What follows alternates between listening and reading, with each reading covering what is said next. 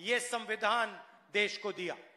ಕಾಂಗ್ರೆಸ್ ಪಕ್ಷ ಈ ದೇಶದ ಎಲ್ಲಾ ಪ್ರಜೆಗಳನ್ನ ಮಾತನಾಡಿ ವಿಶ್ವಾಸಕ್ಕೆ ತಗೊಂಡು ಈ ದೇಶಕ್ಕೆ ಈ ಸಂವಿಧಾನನ ಕಾಂಗ್ರೆಸ್ ಪಕ್ಷ ಕೊಟ್ಟಿದೆ। संविधान से पहले देश में दलितों को, आदिवासियों को, पिछड़े वर्ग के लोगों को कोई अधिकार नहीं थे।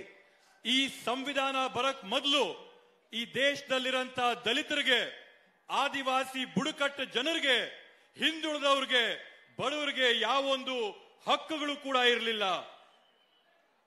संविधान के आने से पहले अगर आप गरीब थे तो आपके कोई अधिकार नहीं थे। ಈ ಸಂವಿಧಾನ ಬರಕ್ ಮೊದಲು ನೀವೇನಾದ್ರೂ ಬಡವರಾಗಿದ್ರೆ, ಆರ್ಥಿಕವಾಗಿ ಹಿಂದುಳಿದಿದ್ರೆ ನಿಮ್ಗೆ ಯಾವುದೇ ಒಂದು ಹಕ್ಕುಗಳಿರಲಿಲ್ಲ। अगर आपको वोट मिला तो इस संविधान ने, इस किताब ने वो आपको वोट दिया है। ಇವತ್ತು ನಿಮಗೆ ಮತದಾನದ ಹಕ್ಕು, ವೋಟಿನ ಹಕ್ಕು ಇವತ್ತು ನಿಮಗೆ ಸಿಕ್ಕಿದ್ರೆ ಇವತ್ತು ಈ ಸಂವಿಧಾನ, ಈ ಪುಸ್ತಕ ನಿಮಗೆ ಈ ಹಕ್ಕನ್ನ ಕೊಟ್ಟಿದೆ।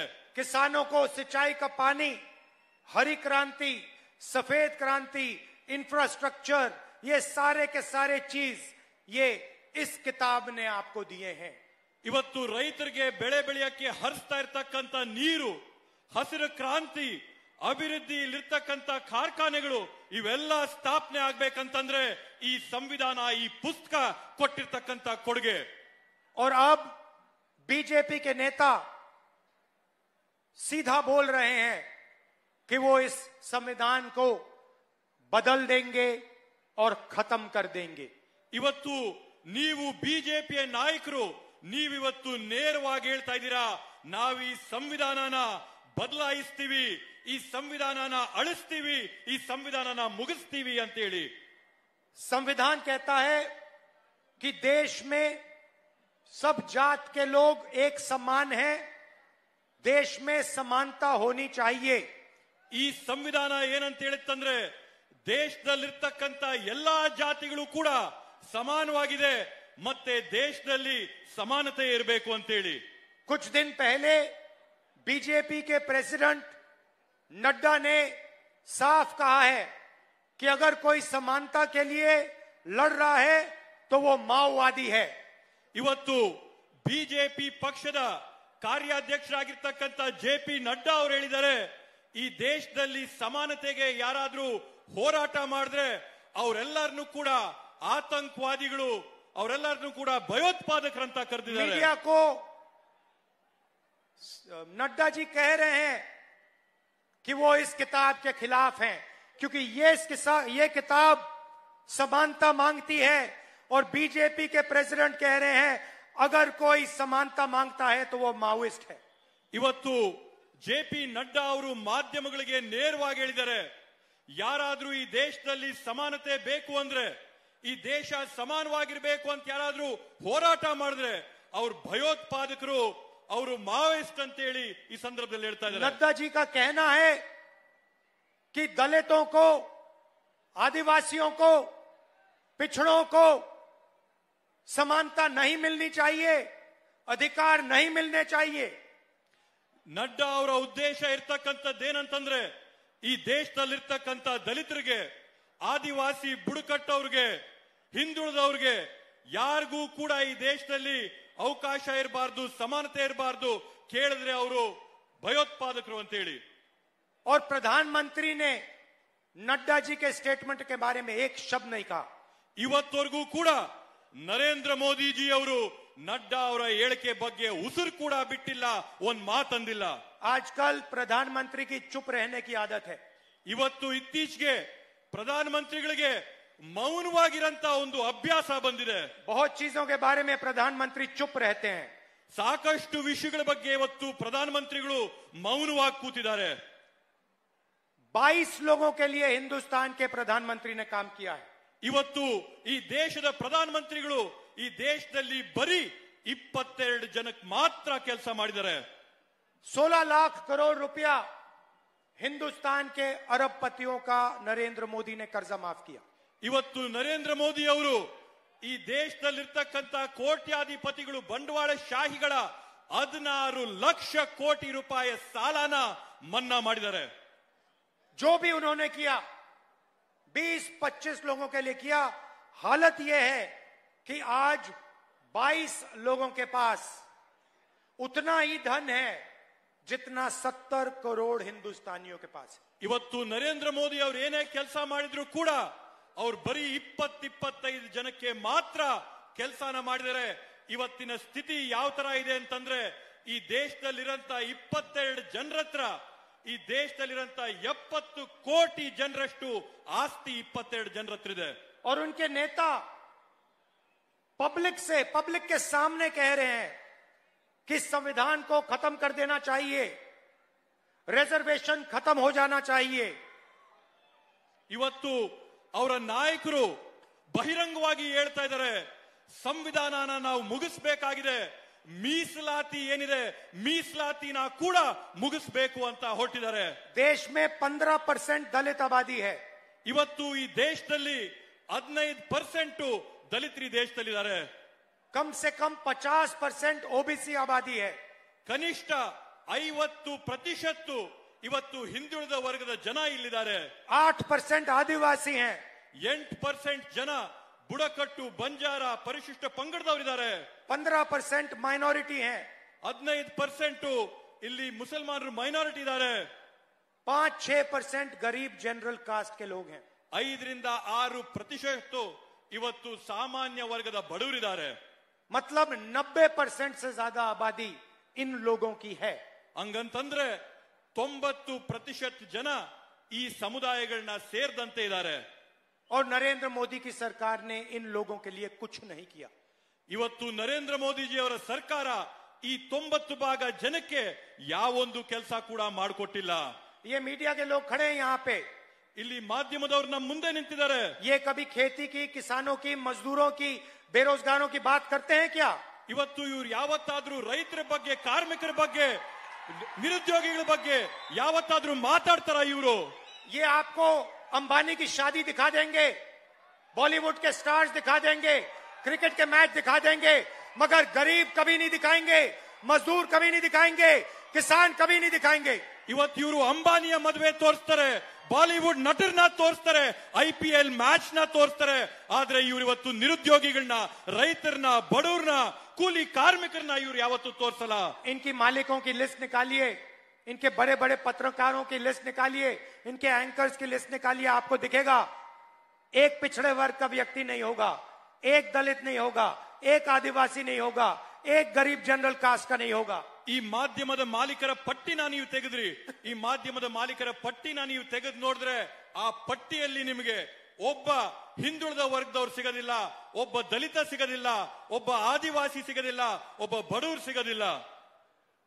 वही हालत हिंदुस्तान के सबसे बड़े कंपनियों में है।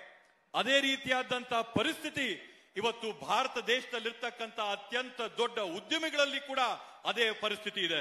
200 सबसे बड़ी कंपनियों की लिस्ट निकालिए, उनके मालिकों की लिस्ट में मुझे दलित, आदिवासी, पिछड़े लोग दिखा दीजिए, एक नहीं मिलेगा।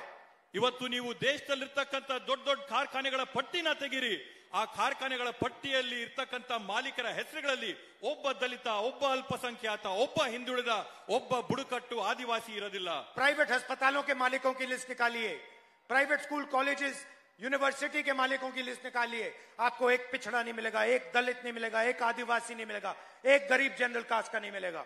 ಇವತ್ತು ನೀವು ಯಾವ್ದಾದ್ರೂ ಒಂದು ಖಾಸಗಿ ಶಾಲೆಯ ಪಟ್ಟಿ ತೆಗಿರಿ, ಖಾಸಗಿ ಯೂನಿವರ್ಸಿಟಿಯ ಪಟ್ಟಿ ತೆಗಿರಿ, ಖಾಸಗಿ ಕಂಪನಿಯ ಪಟ್ಟಿ ತೆಗಿರಿ, ಆ ಯಾವ ಪಟ್ಟಿಯಲ್ಲಿ ಕೂಡ ನಿಮಗೆ ಒಬ್ಬ ದಲಿತ, ಒಬ್ಬ ಅಲ್ಪಸಂಖ್ಯಾತ, ಒಬ್ಬ ಹಿಂದುಳಿದ ವರ್ಗ, ಒಬ್ಬ ಬುಡಕಟ್ಟು ಸಮುದಾಯಕ್ಕೆ ಸೇರಿದಂತವರು ಯಾರೂ ಕೂಡ ಸಿಗೋದಿಲ್ಲ ನಿಮಗೆ। इसलिए हमने अपने मैनिफेस्टो में सबसे क्रांतिकारी काम करना है।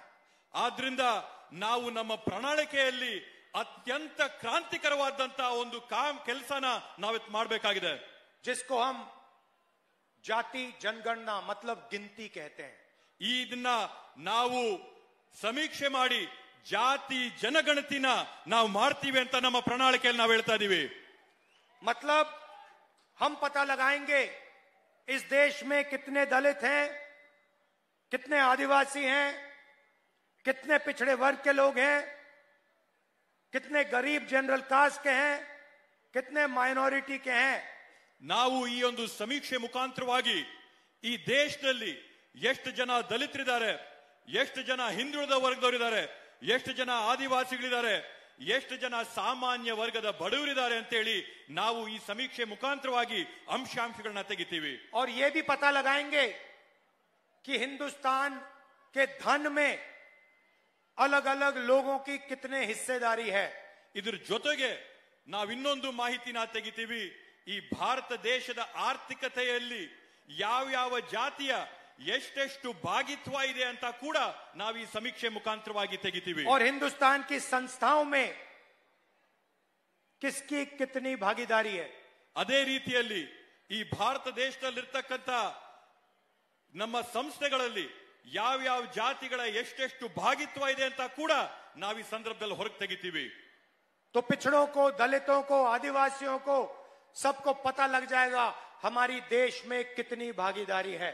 ಆದ್ರಿಂದ ಇಲ್ಲಿರ್ತಕ್ಕಂಥ ದಲಿತರಿಗೆ, ಹಿಂದುಳಿದವ್ರಿಗೆ, ಆದಿವಾಸಿಗಳಿಗೆ ನಿಮ್ಮೆಲ್ಲರಿಗೂ ಕೂಡ ಗೊತ್ತಾಗಬೇಕಾಗಿದೆ ಈ ದೇಶದಲ್ಲಿ ನಿಮ್ಮ ಭಾಗಿತ್ವ ಎಷ್ಟಿದೆ ಅಂತೇಳಿ. क्रांतिकारी काम है भाइयों और बहनों. ಕ್ರಾಂತಿಕಾರಿಯಾದಂತ ಯೋಜನೆ, ಕ್ರಾಂತಿಕಾರಿಯಾದಂತ ಕೆಲಸ ಇದು ಸಹೋದರ ಸಹೋದರಿಯರೇ. आपकी सच्ची भागीदारी आपको पता लग जाएगी.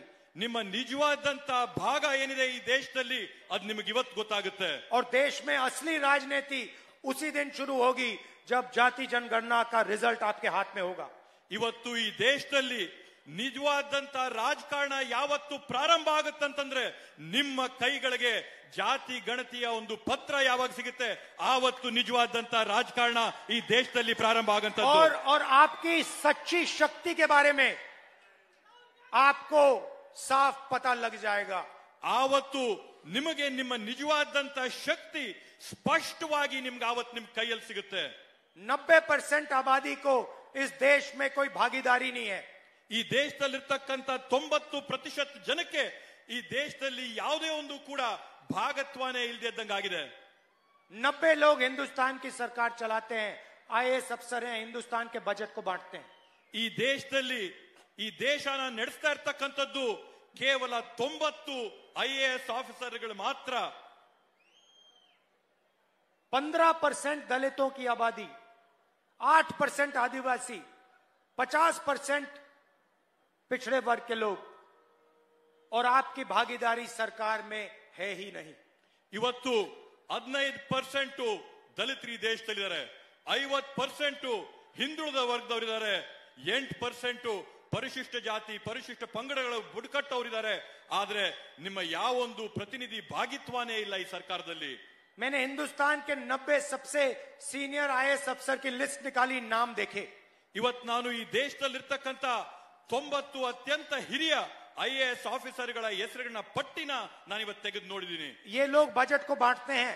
कर्नाटका को कितना पैसा मिलेगा, कम मिलेगा, ज्यादा मिलेगा, सड़कों में कितना जाएगा, डिफेंस में कितना जाएगा, आपके बच्चों की शिक्षा में कितना जाएगा, ये सारे के सारे निर्णय ये लेते हैं.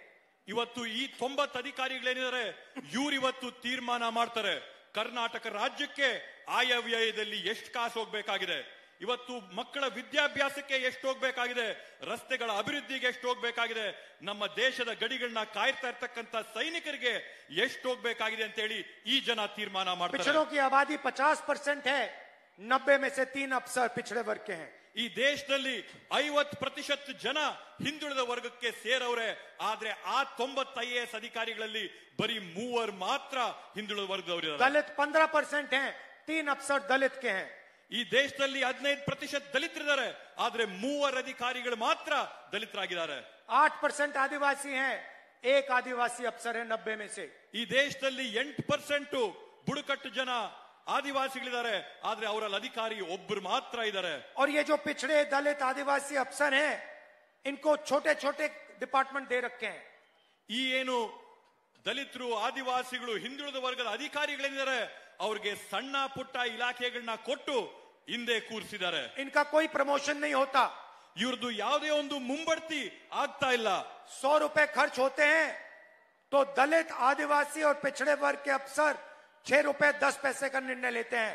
ಇವತ್ತು ಈ ದೇಶದ ಆಯವ್ಯಯದಲ್ಲಿ 100 ರೂಪಾಯಿ ಖರ್ಚಾದ್ರೆ ಆ 100 ರೂಪಾಯಿಯಲ್ಲಿ 6 ರೂಪಾಯಿ ಮಾತ್ರ ದಲಿತರು, ಹಿಂದುಳಿದ ವರ್ಗದವರು, ಬುಡಕಟ್ಟಿನ ಆದಿವಾಸಿಗಳು ತೀರ್ಮಾನ ಮಾಡ್ತಾರೆ. आपकी आबादी 73% और आपकी भागीदारी 100 रुपए में से 6 रुपए 10 पैसे।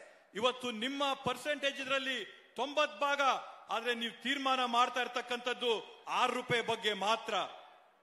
90% हिंदुस्तान को परे कर रखा है और 2-3% लोग हिंदुस्तान को चला रहे हैं।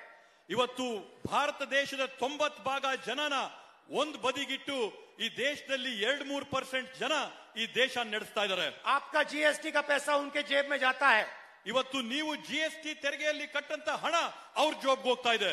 आप खेती करते हो, आप खून पसीना देते हो, आपको सही रेट नहीं मिलता, पैसा उनके जेब में जाता है। ಇವತ್ತು ನೀವು ಬೆಳೆ ಬೆಳಿತೀರಾ, ಬೆವರು ಸುರಿಸ್ತೀರಾ, ರಕ್ತ ಸುರಿಸ್ತೀರಾ, ನಿಮ್ ಕಾಸುಗಳು ಅವ್ರ ಜೇಬ್ಗೆ ಹೋಗ್ತಾ ಇದೆ। आपके बच्चे प्राइवेट स्कूल, यूनिवर्सिटी, कॉलेज में जाते हैं, पैसा उनके जेब में जाता है। ಇವತ್ತು ನಿಮ್ಮ ಮಕ್ಕಳು ಖಾಸಗಿ ಶಾಲೆಗಳಿಗೆ, ವಿದ್ಯಾಸಂಸ್ಥೆಗಳಿಗೆ ಹೋಗ್ತಾರೆ, ಆ ಕಾಸು ಸಾಹುಕಾರ ಜೋಬ್ಗೆ ಹೋಗ್ತದೆ। आप बीमार होते हो, प्राइवेट अस्पताल में जाते हो, पैसा उनके जेब में जाता है। ಇವತ್ತು ನಿಮ್ಮ ಆರೋಗ್ಯ ಕೆಟ್ಟು ನಿಮ್ಗೇನಾದ್ರೂ ತೊಂದರೆ ಆದಾಗ ನೀವು ಪ್ರೈವೇಟ್ ಖಾಸಗಿ ಆಸ್ಪತ್ರೆಗೆ ಹೋದ್ರೆ ಆ ಆಸ್ಪತ್ರೆಯಿಂದ ಕಾಸು ಅವ್ರ ಜೋಬ್ಗೆ ಹೋಗ್ತದೆ। एयरपोर्ट, पोर्ट, पुल, इंफ्रास्ट्रक्चर, सोलर पावर, डिफेंस, सारा का सारा 2-3 लोगों के हाथ में कर दिया नरेंद्र मोदी ने। ಇವತ್ತು ಬಂದರುಗಳಾಗಿರ್ಬೋದು, ಏರ್ಪೋರ್ಟ್ ಆಗಿರ್ಬೋದು, ರಸ್ತೆಗಳಾಗಿರ್ಬೋದು, ಬ್ರಿಡ್ಜ್ಗಳಾಗಿರ್ಬೋದು, ಶಾಲೆಗಳಾಗಿರ್ಬೋದು, ಇದೇನೇ ಆಗ್ಲಿ ನರೇಂದ್ರ ಮೋದಿ ಅವರು ಎಲ್ಲನೂ ಕೂಡ 2-3 ಕೈ ಕೊಟ್ಟಿಟ್ಟಿದ್ದಾರೆ। और दलित, आदिवासी, पिछड़ों को, गरीब, जनरल कास्ट लोगों को मजदूर बना दिया है। ಇವತ್ತು ಅದೇ ರೀತಿಯಲ್ಲಿ ಇರ್ತಕ್ಕಂಥ ದಲಿತರನ್ನ, ಬುಡಕಟ್ಟ ಜನನ, ಹಿಂದುಳಿದ ವರ್ಗದವ್ರನ್ನ, ಸಾಮಾನ್ಯ ವರ್ಗದ ಬಡವರನ್ನ ಕೂಲಿ ಕಾರ್ಮಿಕರಾಗಿ, ರೈತರಾಗಿ ನಿಮ್ಮನ್ನೊಂದು ಕಡೆಗಿಟ್ಟಿದ್ದಾರೆ। पहले पब्लिक सेक्टर हुआ करता था, वहां नौकरी मिलती थी, वहां रिजर्वेशन होता था, पब्लिक सेक्टर को प्राइवेटाइज कर दिया, वहां से रिजर्वेशन हटा दिया।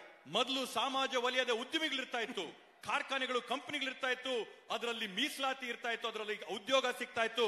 ಇವತ್ತು ಅದರಲ್ಲಿ ಇರ್ತಕ್ಕಂಥ ಮೀಸಲಾತಿನ ಮುಗಿಸಿ ಪ್ರೈವೇಟೈಸೇಷನ್, ಖಾಸಗೀಕರಣ ಮಾಡಿ ರಿಸರ್ವೇಶನ್ ಮುಗಿಸಿದ್ದಾರೆ। पहले सेना में, वायुसेना में आप लोग जा सकते थे, पेंशन मिलती थी, कैंटीन मिलती थी, इज्जत मिलती थी, वो भी रास्ता बंद कर दिया, अग्निवीर लागू कर दिया। ಇವತ್ತು ನೀವು ಸೈನಿಕರಾಗಿ, ವಾಯು ಸೈನಿಕರಾಗಿದ್ರೆ ನಿಮ್ಗೆ ಹೋದಾಗ ಪೆನ್ಷನ್ ಸಿಗ್ತಾ ಇತ್ತು, ಎಲ್ಲ ರೀತಿಯಾದಂತ ಸೌಲಭ್ಯಗಳು, ಸವಲತ್ತುಗಳು ಸಿಗ್ತಾ ಇತ್ತು। ಆದ್ರೆ ಇವತ್ತು ಆ ಎಲ್ಲ ಸೌಲಭ್ಯಗಳನ್ನ, ಸವಲತ್ತುಗಳನ್ನ ಮುಗಿಸಿ ಅಗ್ನಿವೀರ್ ಅಂತ ಮಾಡಿ ಇವತ್ತು ಈ ದೇಶಕ್ಕೆ ತಂದಿಕ್ಕಿದ್ದಾರೆ। अग्निवीर योजना में 4 लोग अंदर लिए जाएंगे, 3 को बाहर कर दिया जाएगा। ಇವತ್ತು ಆ ಒಂದು ಅಗ್ನಿವೀರ್ ಯೋಜನೆಯಲ್ಲಿ 4 ಯುವಕರು ಹೋಗಿ ಸೇರ್ಕೊಂಡ್ರೆ 3 ಮನೆ ಕಳಿಸ್ತಾರೆ, ಒಬ್ಬರು ಮಾತ್ರ ಖಾಯಂ ಮಾಡ್ತಾರೆ। 3 को ना पेंशन मिलेगी, ना शहीद का दर्जा मिलेगा, ना कैंटीन मिलेगी, ना इज्जत मिलेगी। ಆ 3 ಅವ್ರಿಗೆ ಪೆನ್ಷನ್ ಸಿಗೋದಿಲ್ಲ, ಮೃತಪಟ್ಟಂತ ಸಂದರ್ಭದಲ್ಲಿ ಗೌರವ ಸಿಗೋದಿಲ್ಲ, ಅವ್ರ ಕ್ಯಾಂಟೀನಿನ ಅವಕಾಶ ಸಿಗೋದಿಲ್ಲ, ಸರ್ಕಾರದ ಯಾವ ಒಂದು ಸೌಲಭ್ಯ ಅವ್ರ ಕೈಗೆ ಬರೋದಿಲ್ಲ। और आप मुझसे लिख के ले लो, वो जो 3 को बाहर किया जाएगा, वो या गरीब होंगे, या दलित होंगे, या पिछड़े होंगे, या आदिवासी वर्ग के होंगे। ನಾನ್ ನಿಮ್ಗೆ ಇವತ್ತು ಬರ್ಕೊಟ್ಟು ಹೇಳ್ಕೊಡ್ತೀನಿ, ಆ 3 ಜನನ ಯಾರು ಇವ್ರ ಮನೆಗೆ ಕಳಿಸ್ತಾರೆ, ಅವ್ರು ಯಾವ ಸಮುದಾಯಗಳಿಗೆ ಸೇರ್ತಾರಂದ್ರೆ ಅವ್ರು ದಲಿತರಾಗಿರ್ತಾರೆ, ಹಿಂದುಳಿದವರಾಗಿರ್ತಾರೆ, ಅವರು ಬುಡಕಟ್ಟು ಸಮಾಜಕ್ಕೆ ಸೇರಿದಂತವರಾಗಿರ್ತಾರೆ, ಸಾಮಾನ್ಯ ವರ್ಗದ ಬಡವರಾಗಿರ್ತಾರೆ ಅವರು। ये हिंदुस्तान की सच्चाई है। ಇದು ಇವತ್ತು ಭಾರತ ದೇಶದಲ್ಲಿ ಇರ್ತಕ್ಕಂಥ ವಾಸ್ತವ ಪರಿಸ್ಥಿತಿ। कर्नाटक में हमने करेक्शन करने की कोशिश की। ಕರ್ನಾಟಕ ರಾಜ್ಯದಲ್ಲಿ ನಾವೊಂದು ಬದಲಾವಣೆ ತರಂತ ಒಂದು ಪ್ರಯತ್ನ ನಾವು ಮಾಡಿದೀವಿ। गृह लक्ष्मी योजना 2000 रुपए हर महीने महिलाओं के बैंक अकाउंट में। ಗೃಹಲಕ್ಷ್ಮಿ ಯೋಜನೆ ಅಡಿಯಲ್ಲಿ ಮಹಿಳೆ ಮನೆಯಲ್ಲಿರ್ತಕ್ಕಂಥ ಪ್ರತಿ ಮಹಿಳೆಗೆ 2000 ರೂಪಾಯಿನ ನಾವು ಅಕೌಂಟ್ ಹಾಕ್ತಾ ಇದೀವಿ। गृह ज्योति 200 यूनिट फ्री बिजली। ಇವತ್ತು ಗೃಹ ಜ್ಯೋತಿ ಯೋಜನೆ ಅಡಿಯಲ್ಲಿ ಪ್ರತಿಯೊಂದು ಮನೆಗೂ ಕೂಡ 200 ಯೂನಿಟ್ ವಿದ್ಯುತ್ ಅನ್ನ ಉಚಿತವಾಗಿ ಕೊಡ್ತಾ ಇದೀವಿ।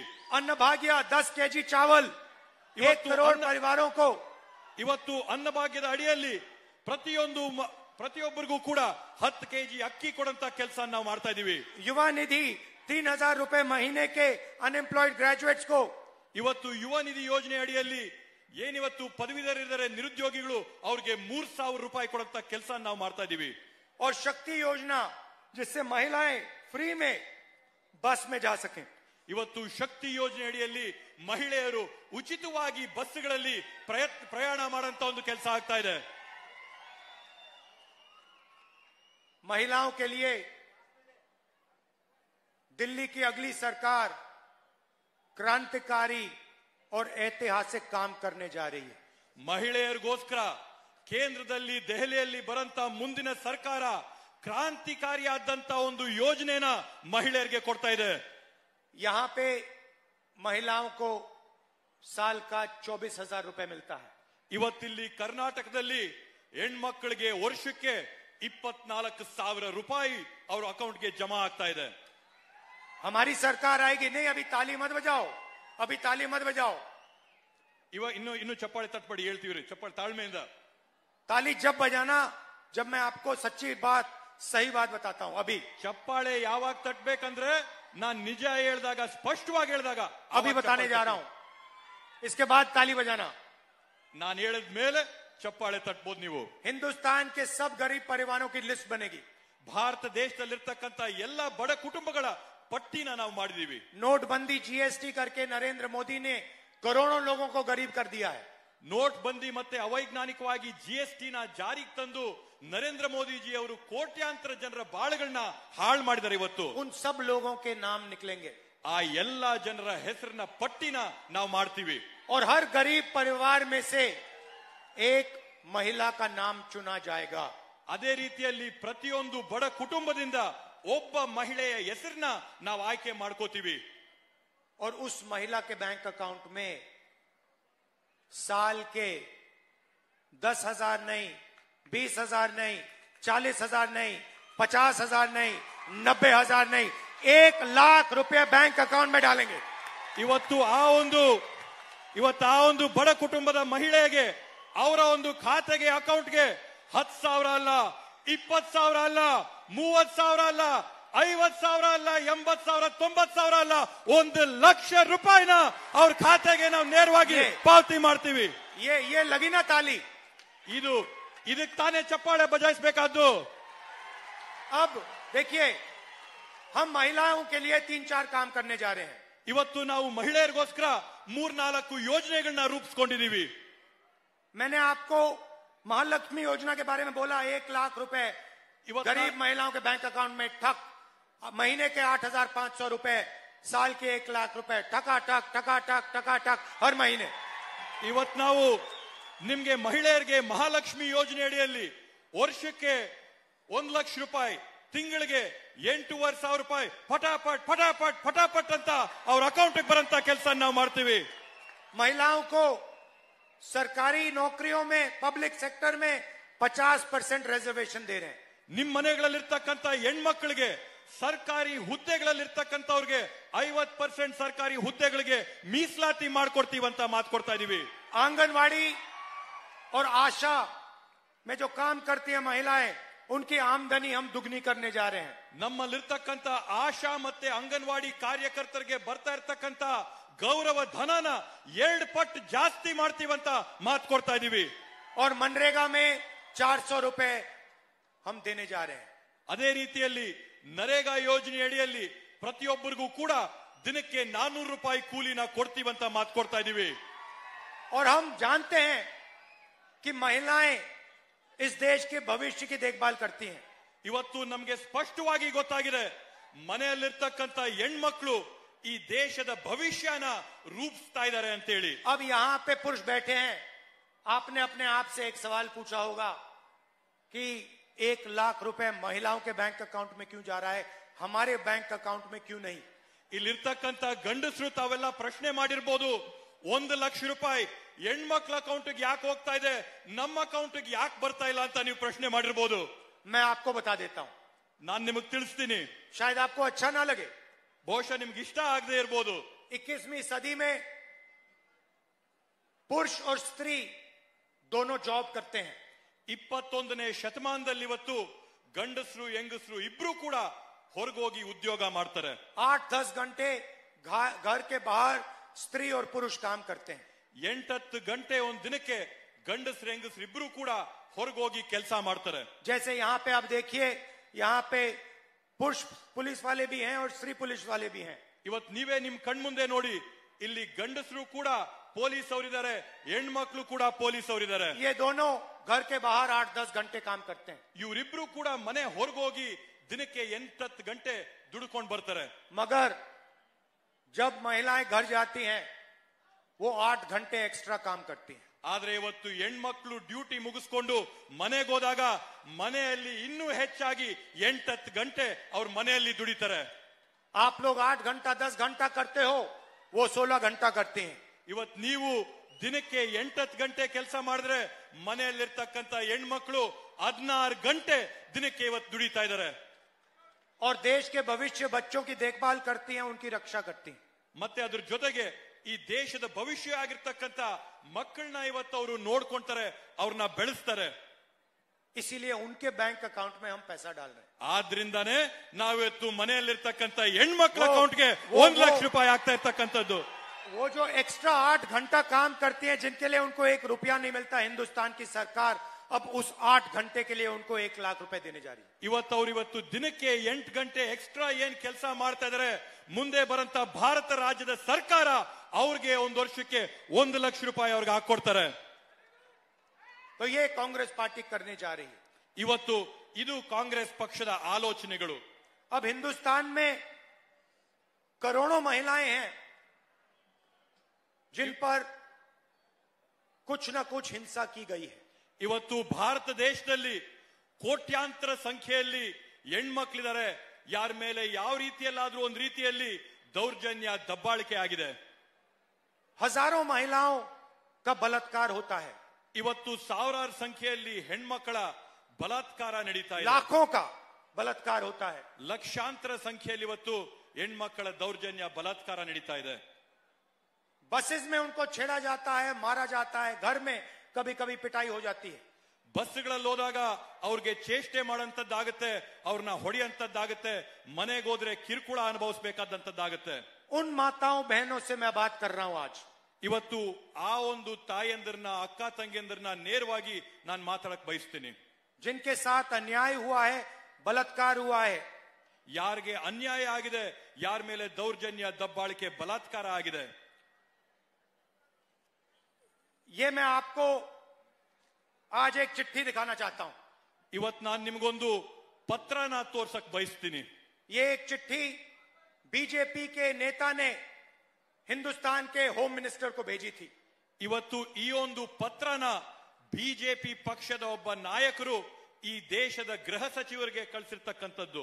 होम मिनिस्टर को चिट्ठी भेजी है और उस चिट्ठी में इस व्यक्ति ने साफ बोला है कि प्रज्वल रवन्ना महिलाओं का बलात्कार कर रहा है, रेप कर रहा है. ಇವತ್ತು ಈ ಪತ್ರದಲ್ಲಿ ಸ್ಪಷ್ಟವಾಗಿ ಬರೆದಿದ್ದಾರೆ, ಗೃಹ ಸಚಿವರಿಗೆ ಪತ್ರನ ಬಳಸ್ಕರಿಸಿದ್ದಾರೆ. ಪ್ರಜ್ವಲ್ ರೇವಣ್ಣ ಅವರು ಹೆಣ್ಮಕ್ಕಳ ಮೇಲೆ ದೌರ್ಜನ್ಯ ಬಲಾತ್ಕಾರ ಮಾಡಿದ್ದಾರೆ ಅಂತೇಳಿ ಗೃಹ ಸಚಿವರಿಗೆ ಪತ್ರ ಬರೆದು ಕಳಿಸಿದ್ದಾರೆ. मतलब जो हिंदुस्तान की लाखों महिलाओं के साथ हुआ है, ये काम इस प्रज्वल रवन्ना ने 400 महिलाओं के साथ किया है. ಈ ರೀತಿಯಾಗಿ ದೇಶದಲ್ಲಿರ್ತಕ್ಕಂಥ ಸಾಕಷ್ಟು ಹೆಣ್ಮಕ್ಳ ಮೇಲೆ ಆಗಿರ್ತಕ್ಕಂಥ ಬಲಾತ್ಕಾರನ ಪ್ರಜ್ವಲ್ ರೇವಣ್ಣ 400 ಹೆಣ್ಮಕ್ಳ ಮೇಲೆ ಈ ರೀತಿಯಾಗಿ ಭಯೋತ್ಪಾದನೆ ಮಾಡಿ ಬಲಾತ್ಕಾರ ಮಾಡಿ ಇವತ್ತು ಅವ್ರ ಮೇಲೆ ದೌರ್ಜನ್ಯ ಮಾಡಿದ್ದಾರೆ. 400 महिलाओं का रेप किया है और वीडियो बनाया है. 400 ಹೆಣ್ಮಕ್ಳ ಬಲಾತ್ಕಾರ ಮಾಡಿ, ರೇಪ್ ಮಾಡಿ ಅದರ ವಿಡಿಯೋನ ತೆಗೆದಿಟ್ಕೊಂಡಿದ್ದಾರೆ, ಚಿತ್ರಗಳು ತೆಗೆದಿದ್ದಾರೆ. ये व्यक्ति होम मिनिस्टर को चिट्ठी लिखता है और कहता है कि प्रज्वल रवन्ना महिलाओं के साथ अत्याचार कर रहा है, मोलेस्टेशन कर रहा है, रेप कर रहा है. होम मिनिस्टर कुछ नहीं कहते. ಇವರು ಪತ್ರನ ಬರೆದು ಗೃಹ ಸಚಿವರಿಗೆ ಪತ್ರದಲ್ಲಿ ಹೇಳ್ತಾರೆ, ಪ್ರಜ್ವಲ್ ರೇವಣ್ಣ ಹೆಣ್ಮಕ್ಳಿಗೆ ದೌರ್ಜನ್ಯ ಮಾಡ್ತಾ ಇದ್ದಾನೆ, ತೊಂದರೆ ಕೊಡ್ತಾ ಇದ್ದಾನೆ, ಬಲಾತ್ಕಾರ ಮಾಡ್ತಾ ಇದ್ದಾನೆ, ರೇಪ್ ಮಾಡ್ತಾ ಇದ್ದಾನೆ ಅಂತ ಪತ್ರದಲ್ಲಿ ಬರೆದು ಗೃಹ ಸಚಿವರು ಕೊಟ್ರೆ, ಗೃಹ ಸಚಿವರು ಅದ್ರ ಬಗ್ಗೆ ಇವತ್ತವರೆಗೂ ಕೂಡ ಒಂದು ಮಾತಾಡಿಲ್ಲ. और उसके बाद हिंदुस्तान के प्रधानमंत्री ऐसे स्टेज पे आते हैं और प्रज्वल रवन्ना के लिए वोट मांगते हैं. ಇದೆಲ್ಲ ಆದ ನಂತರ ಈ ದೇಶದ ಪ್ರಧಾನಮಂತ್ರಿಗಳಾಗಿರ್ತಕ್ಕಂಥ ನರೇಂದ್ರ ಮೋದಿ ಇಂಥ ವೇದಿಕೆಗೆ ಬಂದು ವೇದಿಕೆ ಮೇಲೆ ಪ್ರಜ್ವಲ್ ರೇವಣ್ಣ ಪಕ್ಕದಲ್ಲಿ ನಿಂತು ಪ್ರಜ್ವಲ್ ರೇವಣ್ಣಗೆ ಮತ ಹಾಕಿ ಅಂತ ಮತಯಾಚನೆ ಮಾಡ್ತಾರೆ. मैं उन माताओं बहनों से कह रहा हूं जिनका बलात्कार हुआ, जिनको छेड़ा जाता है, वही काम प्रज्वल रवन्ना ने किया है. ಇವತ್ತು ನಾನು ದೌರ್ಜನ್ಯಕ್ಕೆ, ದಬ್ಬಾಳಿಕೆಗೆ, ಬಲಾತ್ಕಾರ ಆದಂತ ತಾಯಂದ್ರಿಗೆ, ಅಕ್ಕ ತಂಗಿರಿಗೆ ನಾನು ಹೇಳ್ತೀನಿ, ಅದೇ ಕೆಲಸನ ಈ ಪ್ರಜ್ವಲ್ ರೇವಣ್ಣ ಹೆಂಗಸರ ಮೇಲೆ ಮಾಡಿದ್ದಾನೆ. जो काम आपके खिलाफ किया गया, वही काम इस व्यक्ति ने 400 महिलाओं के साथ